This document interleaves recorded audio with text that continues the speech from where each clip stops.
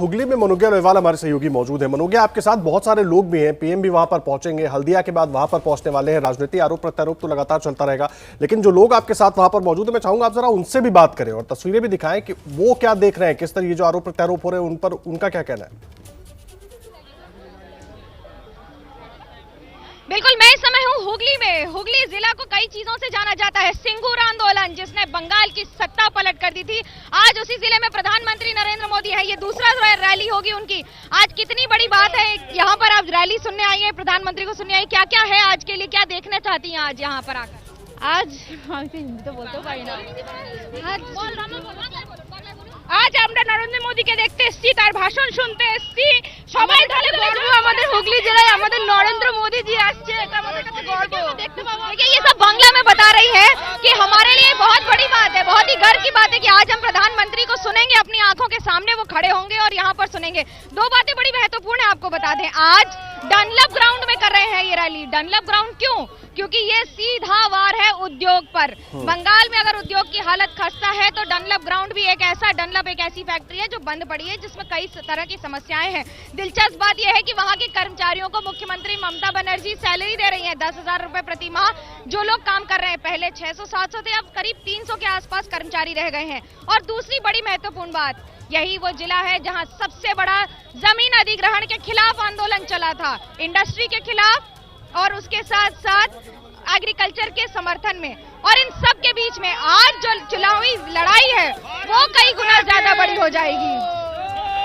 तमाम लोग मौजूद है मनोज्ञा। एक बार जो स्थानीय मुद्दे हैं, बार बार जिन मुद्दों की बात हो रही है, बीजेपी टीएमसी एक दूसरे पर जो आरोप प्रत्यारोप कर रही है, ये तो आप ग्राउंड जीरो पर मौजूद हैं। ये जो कार्यकर्ता है, चाहे बीजेपी की हो, ये कैसे देख रहे हैं इन मुद्दों को? वो चाहे पासपोर्ट का मुद्दा हो, चाहे कोल स्कैम को लेकर जो आरोप प्रत्यारोप हो रहे हैं, चाहे बाहरी स्थानीय की बात हो रही है, इस पर जरा आप बात करें उन लोगों से एक बार। हिंदी बोल पाएंगे?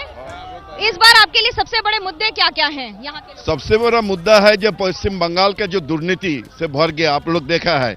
यहाँ पर जो काटमानी राज चल रहा है, ये हम लोगों का सबसे बड़ा मुद्दा है। यहाँ पर काटमानी बंद करना। जो एक के बाद एक स्कैम्स के आरोप लग रहे हैं, इस पर क्या कहेंगे? कौन स्कैम? एक कोल स्कैम है और बाकी सारे स्कैम्स पर सारा दल ही, जो तृणमूल का जो दल है, दीदी का जो दल है, सभी तो स्कैम पे भरा है। वो दीदी का भाईपो भी तो क्या थे यार, अभी क्या हो गया आप तो जानते हैं। उसका क्या इतना सारा इमारत कर दिया, वो 50 कोटी रुपया का वो इमारत कर दिया। वो तो देखा, उसका जो स्त्री है वो तो आपको सुना था, जो बंदर में एरोप्लेन जो बंदर में, वो तो आपके लिए सबसे बड़े मुद्दे क्या होंगे? आपके लिए सबसे बड़े मुद्दे क्या होंगे यहाँ पर? हिंदी में रोजगार चाहिए, साधन चाहिए, अच्छा हो, शिक्षा प्रणाली में आगे बढ़े। देखिए, सवाल सर्विस अच्छी होनी चाहिए, ये सब सवाल हैं, ये जनता के सवाल हैं। लेकिन ये भी सवाल है कि अगर एक के बाद एक घोटालों में नाम आ रहे हैं तो उस पर क्या कार्रवाई हो रही है? देखिए, इसमें एक अंतर है। 2016 के पहले नारदा सारदा दोनों स्कैम और स्टिंग आए थे, लेकिन फिर भी मुख्यमंत्री ममता बनर्जी 200 से ज्यादा सीट से विधानसभा पे वापस काबिज हो गई थी। तो क्या इस बार के करप्शन के मुद्दे और बाकी सारे मुद्दे क्या असर दिखाएंगे?